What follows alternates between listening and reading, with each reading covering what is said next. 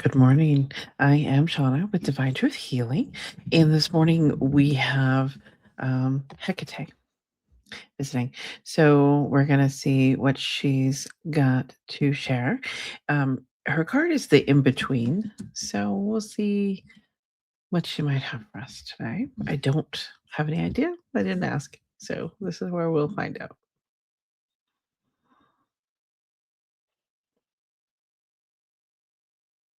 Yes, I am here. I am present and I am going to talk a bit about the in between.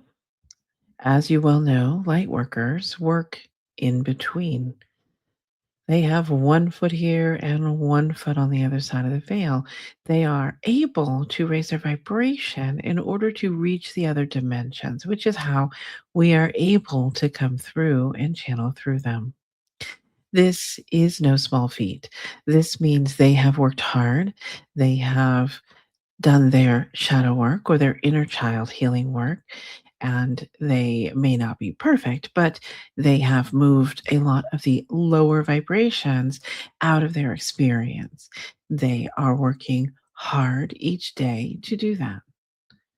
Now, they are human, so you have human emotions and human reactions at times. These people are not perfect, nor are they meant to be. What they have done is they have expanded their consciousness in ways that allow them to access more of the unseen, more of the other dimensions. And there are many dimensions. It helps them in many ways. And this is not reserved for the choice few labeled light workers. This is for everyone. Every one of you is a light worker. Every one of you can do this work. Every one of you can accept the spiritual side, as this one would call it, and open to the idea of the magic.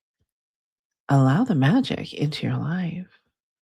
We are here for every one of you, not just the choice few.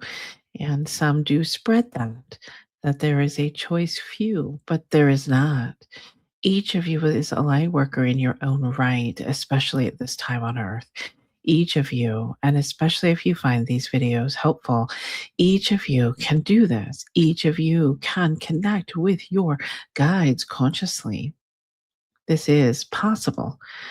You have to figure out how you receive, as this one calls it. She started out very much with just feeling, and things have expanded greatly and not as great as she would like. The truth is, she doesn't see the way she would like to, and that's not a secret. So I can share that here. She gets knowings and she senses things deeply. And it's hard to even explain for her how she receives or knows something, but she figured out what her strong suits were, and then she battled with those a little bit, trying to make them something else. But once she realized that she flourishes when she allows her innate abilities that are most online in this lifetime to guide her, then there is no stopping. There are no limits to this. And this I wanted to share today because I want you to understand that we are here for you.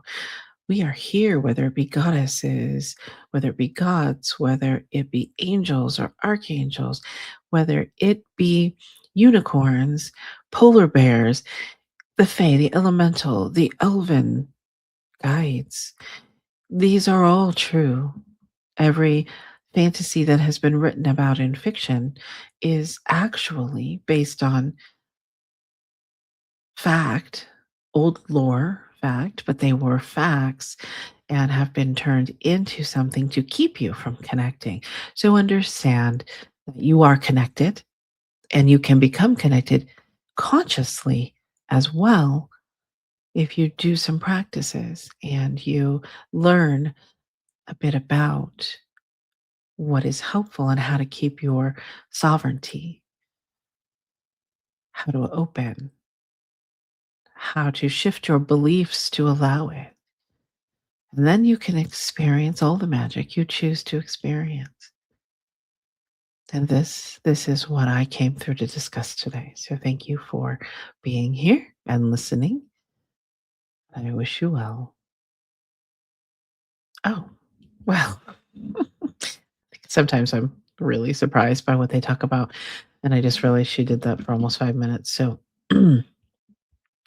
she's pretty cool. So you can call on anyone, any of your guides, and you don't have to know who they are. That's the thing. Like, I don't get names. I don't know why. When I channel or I am meeting new guides, I don't know if I have some kind of a block that I haven't figured out, but I don't get names.